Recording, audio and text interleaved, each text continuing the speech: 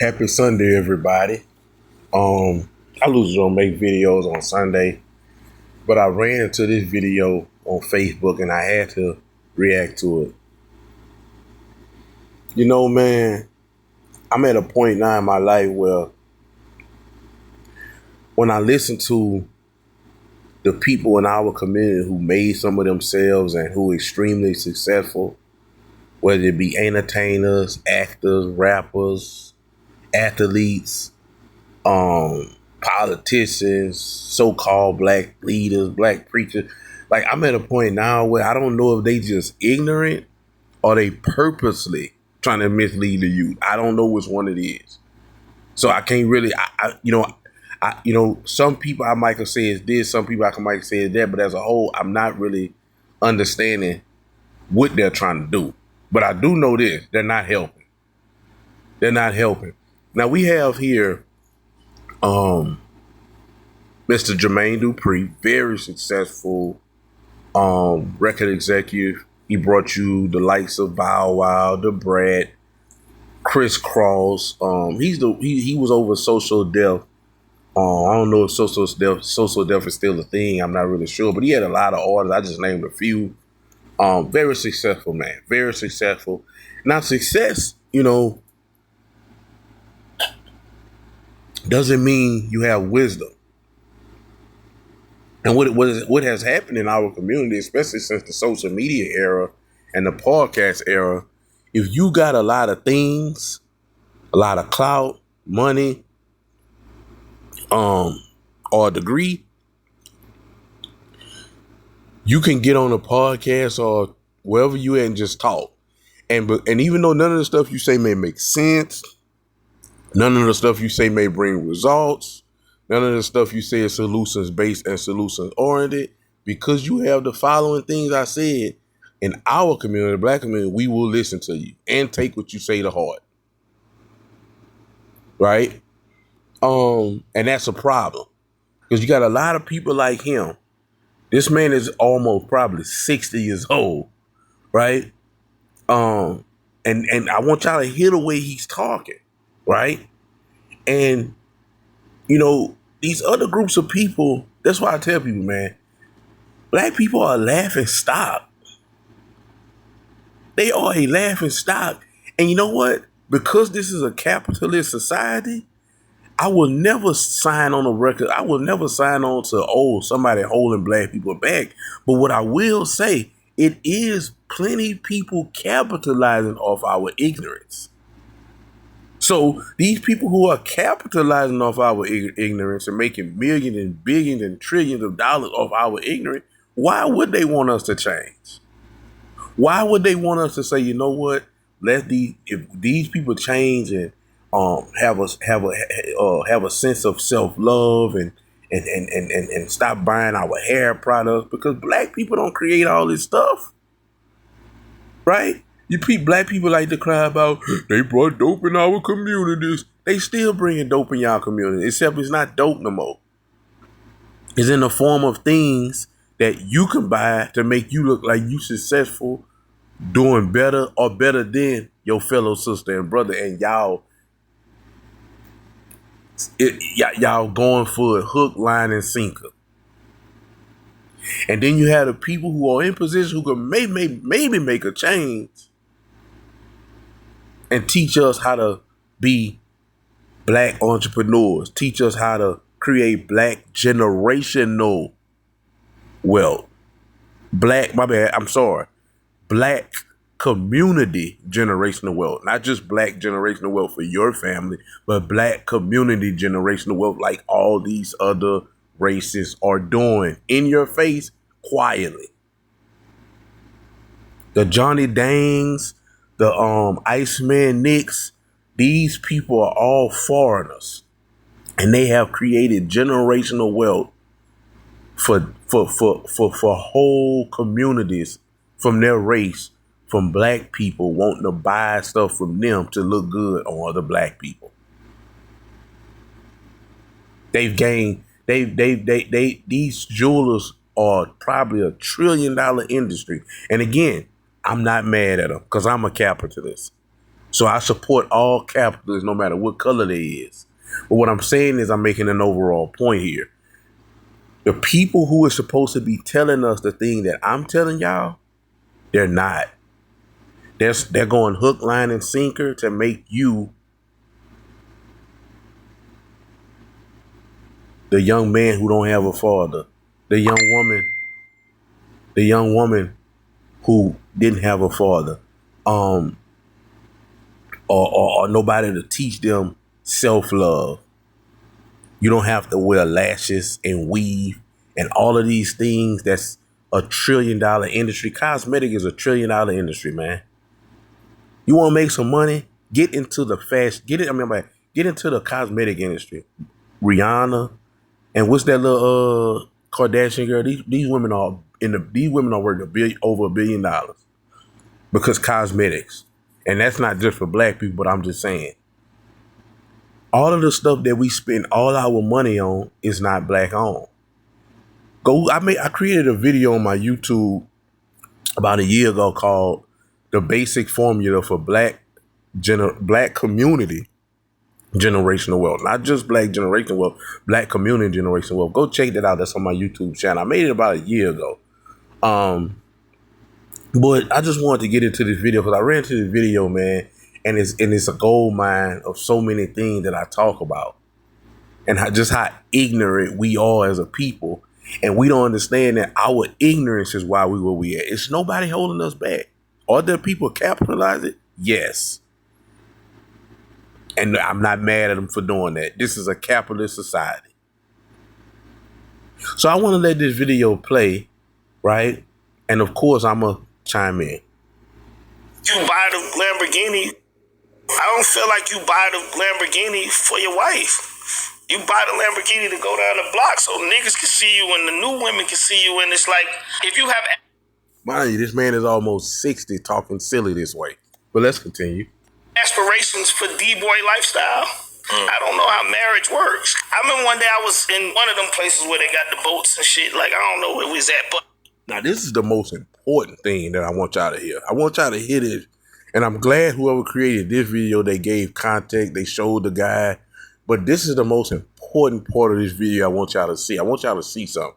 Because when you go in corporate America, when you go in... I'm going to let them say it, then I'm going to get into that. Monte Carlo. St. It was I don't even remember, but I thought I was doing something. I had rented like a 140-foot yacht, whatever, and I had girls on the boat. They was topless. The music was popping. You know, that's the place where they put the boats beside each other and all this. The waves start moving crazy. My boat start moving, and I'm like, what the fuck is going on? And it's this big ass boat that's coming, right? Like a 250. Something crazy. Some wild shit. Some super dumb shit. 80-year-old. And the nigga that was on the boat was Marty Bandier. He was the CEO. Nah, I want y'all to listen to everything that's about to be said so I can add context and y'all can understand. Of EMI Publishing, which became Sony Publishing now, and I'm signed to Sony Publishing. You see, you getting it? You understand everything? I want to just continue to I want to make sure y'all listen to this very well, but let's continue. Pulled his boat right beside my boat. He saw us partying, he saw the girls, he did all this. He jumped off his boat and came to my boat and said, JD, don't ever be the nigga that own that boat over there. And I was like, oh. And it ain't hit me till afterwards. I'm like, I looked at his boat and it was big, but it was quiet as fuck. It wasn't nobody dancing, wasn't no women on that motherfucker. It was just him and his family, and he wanted to be on my boat. I don't feel like... See, this is where the nigga silly at. He didn't want to be on your boat, brother. He didn't want to be on your boat, man. If he don't want to be on your boat, think about it. I want y'all to just think about this for a second.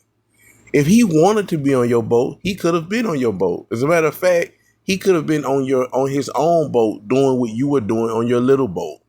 But you know why he not doing that? Because he probably did that in his life.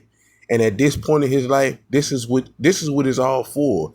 This is the real peace in life, having a family to come home to that love you for you.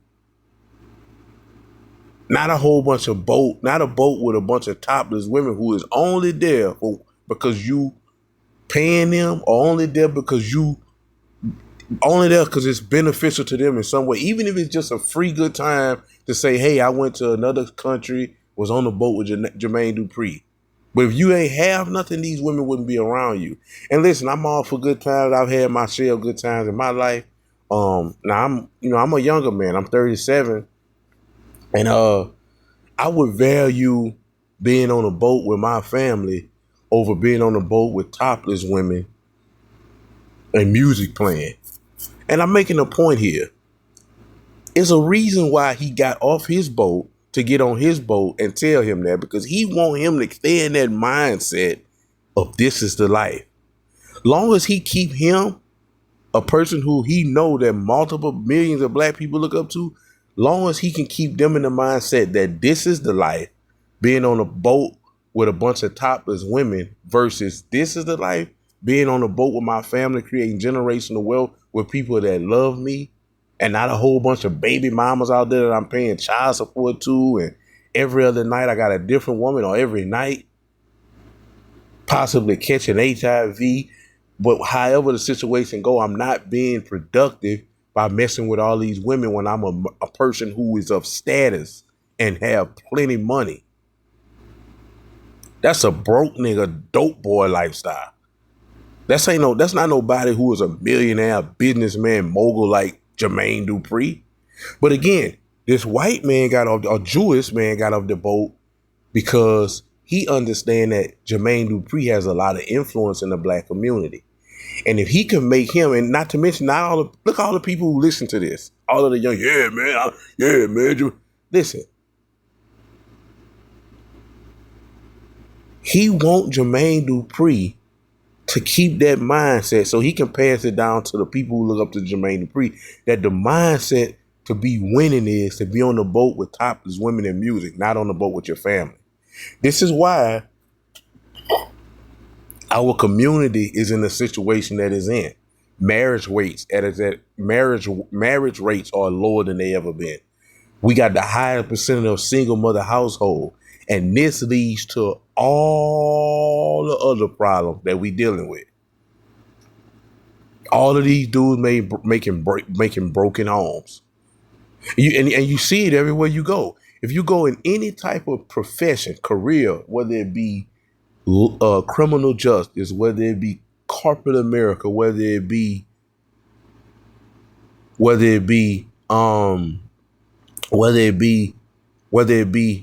hospitals, the nurses and doctors that's white usually are married. They're married, they have a family.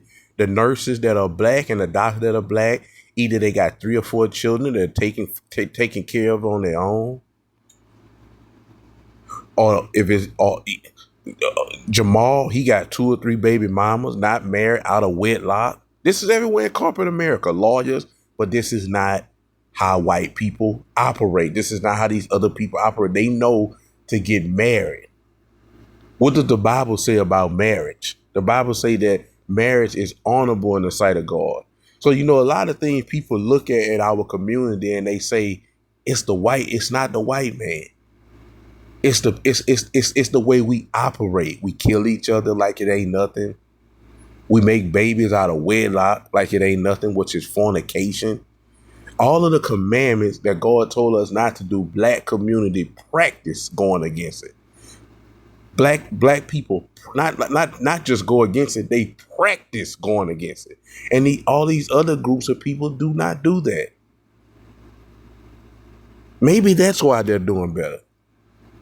Forget slavery and Jim Crow. We talking about today. I don't know about we talking about majority of these other groups of people. They seem to be doing it the right way. They get married. And the reason why this video was so powerful and so problematic, because he got off his boat to get on your little boat and tell you don't ever be the guy on that boat. Cause and you know what? It's funny to me. Cause see, I wish I'd have been there. I'd have said, why would you tell him that? I'd have took his pants down on that boat when he just told Jermaine Dupri that. I could have been a bartender. I'd have said, well, why you telling him that? Don't ever be the guy on that boat. You don't want him to be that guy on that boat? because you got more money than him. You could be on a boat just like he on with all the women and top the women. Why ain't you doing that? You don't have no reason not to do that. But you know that that's played out. You know that the position you're in as a billionaire, that's not productive. That's fun for the night, but leave you empty in the morning. So why would you tell him that? Don't ever be the guy. Because you know why? You don't want him to ever be the guy on that boat. You want him to be in the position that he's in, and you want him to feel that the position that he's in is cool, so he can pass that down to all of the black people who look at him only for the reason that only for one reason, because he's successful. No wisdom, no nothing. He's not married, right? At 50 years old, with the money he got, he's supposed to be married. It just makes sense. Not only does it make sense, if you're not married and you having sex with women, you fornicate. I don't care how, and people think, oh, he blessed. Just because you have things doesn't mean you're blessed. As a matter of fact, I would go to far saying the people that I know that are the most blessed people, they doing well financially, but they not millionaires. Some of them are, but I'm saying not all of them. The real wealth come in your family and how much they love you. The real wealth come in your family, how much they love and respect you. The real wealth come in having a good health and not having to be take a handful of medication, be getting hooked to a machine or be paralyzed. That's the real blessings. When you've been in the situations like the when you've been in situations like the Israelites and had to cross a Red Sea, and you know it wasn't nobody but God opened that Red Sea. When you've been in these type of situations and came out on top, that's the true blessings. But not in our community. We look at blessings as things. So when people have things, we think they blessed and we'll listen to anything they say. And the people that's over him, like this guy who got off that boat, will tell him certain things like that to make him have a mindset to stay where he at and continue to lead the people under him in the wrong direction. And this is why you have the black community that you see every single day. I couldn't have been on that boat with JD that day, man, because I'd have ruined the party. I'd have had people thinking and I'd have had people wondering, because I'd have blurted out, well, why would you tell him that? Don't ever be the guy on that boat. Because if, as for mention, like I said 100 times, and I'm going to say it again, that Jewish man, he could have been on that boat too. He could have had him a boat. Matter of fact, he could have been on his big boat with the women and toppers. He got money, right? But you know why he on the boat with his family? Because he know that's the real wealth. All of these people in the world, these billionaires, even like Michael Jordan. That's why I got to shout out people like Michael. That's why I love people like Michael Jordan. Love people like Jay-Z. These people, and I'm not saying they perfect. They might have had time where they cheated on their wives and all that, but guess what? They understand that the real wealth is coming home to Beyonce and my children. And not having my children all over the world with this baby mama, with that baby mama, like NBA Youngboy and Future and most of these rap and the average black man. That's the real wealth. And I want to say, I don't have children, but you know how detrimental and devastating it would be for me to have. I mean, that's just me. Of course I know people don't think like me. Not enough people think like me, but you know how devastating it would be for me not to see my child every day. And hey, I understand some relationships don't work and you have to co-parent. I do understand that. That's the part of life. But you mean to tell me I can't have this? We living in 2025. Man, it's no way me and my child can at least FaceTime at least every day. How was school? How your day? What's going on today? Man, these dudes go days, months, years without talking to their children. Some of them show up for photo ops on Father's Day and stuff like that. I just don't even know what that's like. I couldn't even imagine it. Man, my baby mama tripping, man. She not tripping that much. She'd have to put a restraining order on me. I'd be coming around there so much to see my children. And you have all of these poor black children in our community with no faults, and this is why they look up to people like JD. So when he say stuff like this, they'll take it and say, yeah, man, I want to be on the boat with the topless. Not me. Give me the boat with my family, my wife, my children, my mom, if she can come, if she want to come visit sometime, we want to go on vacation. That's the real wealth. Not no boat with topless women on it at almost 60 years old. Jay, you don't see, guess what? Every time you see Michael Jordan, he's in and not only is he in a setting of people that's married, he not only is he in a setting of something that's, sophisticated, not no boat with topless women. And I don't know if Jordan get off into all that, but I'm sure he does. I'm not saying he don't have multiple women. I don't know. But guess what? He respect marriage. He understand that I'm going to have me a home. I'm gonna have me a home. What I mean by home, a wife. I don't know if I think he did make some more children. I'm not really sure, but I know he got married to a younger woman. And every time you see Jordan, he would either Magic Johnson, he would Judge Mathis, he would other married people doing married people things. He's a billionaire. Same thing with Jay-Z. Jay-Z do the Rock Nation brunch. And that's sophisticated. Jay-Z's not no club partying, popping bottles. He did all that in his 20s. You know what I'm saying? What are we talking about? Jay-Z's not on no boat with topless women. If he is on a boat with topless women, it's some Beyonce probably done got orchestrated and she just giving him a good time.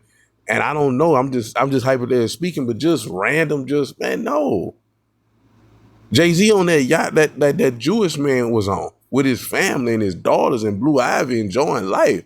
Thanking God that he made it out of the street. Thanking God that he made it out of the situation that he was in by force.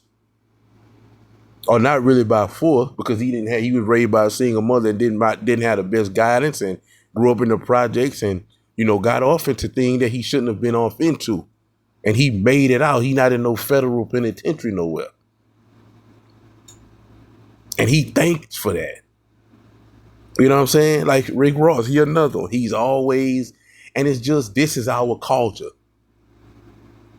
Grown men in their 40s with children popping bottles in clubs. And for everybody who's going to say, so when I'm not supposed to have fun because I'm a certain age, listen, check this out, Woody. I'm not going to argue with you. Maybe this channel not for you. And maybe you don't understand what I'm saying. Maybe you don't care about having God on your side. Maybe you don't. And I'm not saying God not on your side if you're doing certain things, but if you live in a lifestyle that go against God and his word, it is what it is. You popping bottles with multiple women every other night. I mean, but I'm going to let you and God handle that situation. All I'm saying is this. Like, we got to grow up. Jeff Bezos got divorced from his wife from all them years and immediately got remarried.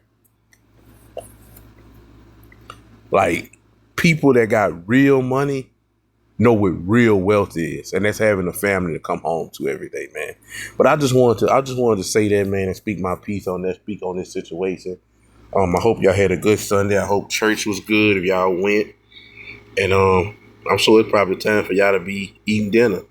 Go enjoy them big old pots, man. I'm out of here. But as a matter of fact, I want to play this one more time, and then I'll end it after that. Like you buy the Lamborghini for your wife.